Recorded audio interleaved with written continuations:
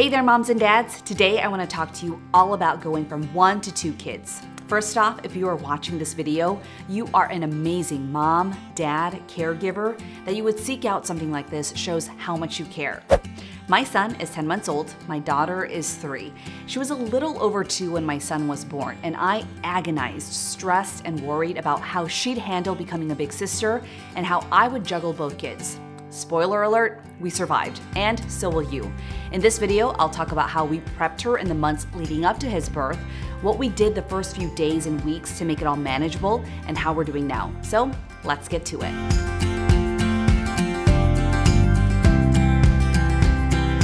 We started reading big sister books regularly once I started showing in my second trimester. I feel like my toddler had a better understanding of what was in store when she could see the physical changes.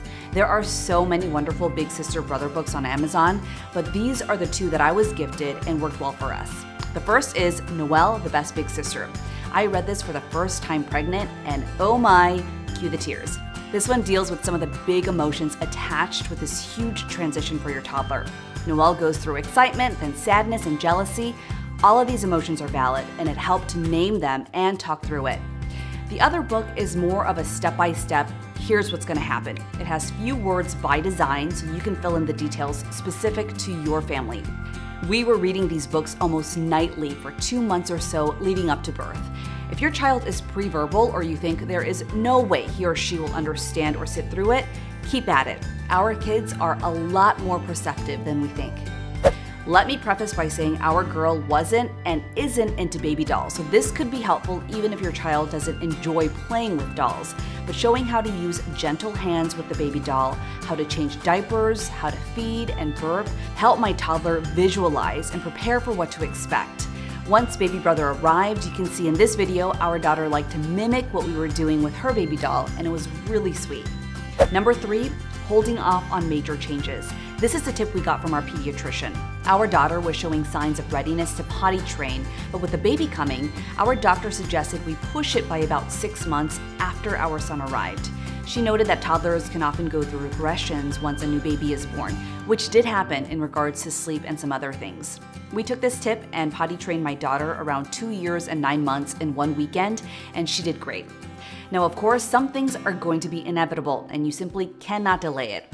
No stress, you'll roll with the punches. But if you can, potty training, beginning daycare, transitioning to a toddler bed, try to hold off on unfamiliar things until after the baby arrives. Now this is a fun one. We made a special outing out of buying gifts for the baby and went on a trip to Target together.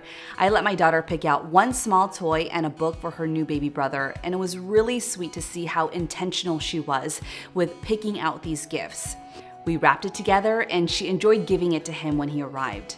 Separately, my husband and I bought her a new toy and said it was from her brother. They exchanged the gifts when he came home from the hospital, and it was a nice way to get their relationship off on a positive note.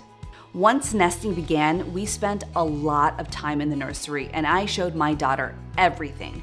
His clothes and burp cloths, what was in the drawers, what was hanging in the closet. I showed her where the baby would sleep. We read books in his rocking chair so she would get familiar and comfortable with the room, all the while prepping her that he was going to go from mommy's belly to our house very soon. Welcoming a sibling rocks your child's world. They're so used to being the center of everything, and now time and attention are split. That change is likely going to come with tears and tantrums, and that is okay. I highly recommend following Big Little Feelings on Instagram and their toddler course to purchase. I can't say enough good things about it. They teach how to validate what your toddler is feeling, their emotions, and helping to hold boundaries. This is not an overnight process, and we practiced this for months and months. When baby brother was here, she was able to better name that she was frustrated, angry, she was seen and validated.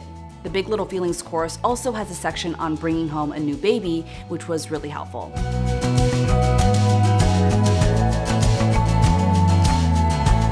I tried to orchestrate a whole production out of the first meeting, and it ended up not being a huge deal.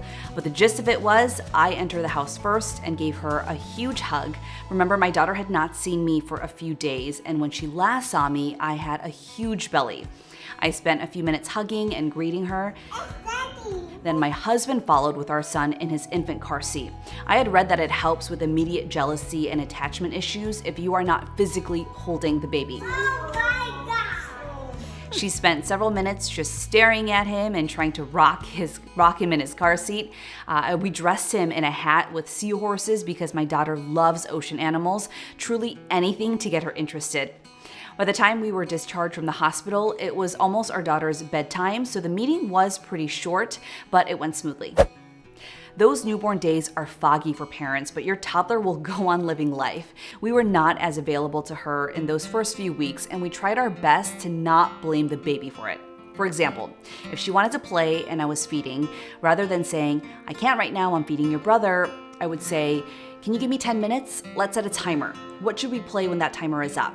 And rather than saying, "We need to be quiet right now because the baby is sleeping," we tried, "Can we play a quiet game?" or "Show me how to use your inside voice."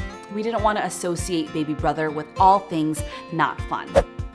Toddlerhood is all about independence and control, and we use this to our advantage to help our daughter make the transition to big sister by giving her age-appropriate tasks. She was always happy when I let her choose which jammies her brother would wear, or she felt super proud when we'd ask her to throw his dirty diaper away in the trash, and she was able to do it. Quality one-on-one time is huge and by far the most important tip.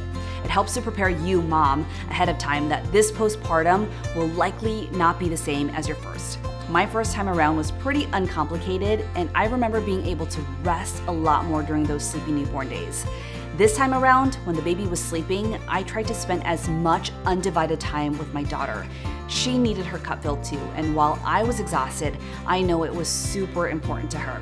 It wasn't about the quantity or length of time, but both my husband and I spent some uninterrupted, no phones time with her each day or night to help her know we love her and she is still very, very important, even with this new addition. All right, I hope this was helpful. Going from 1 to 2 kids is going to look different for each family, and you may experience some growing pains, but I hope it's short-lived, and be confident that you will settle into your new normal in no time. More than anything, give everyone, you, your partner, your new big brother or sister, a lot of grace. Our daughter wasn't too interested in her brother for the first few months, and we were okay with that. We didn't force her to spend time with him, but now she loves playing with him, and he lights up when he sees her. Watching their bond grow is truly special, and all it needed was some time.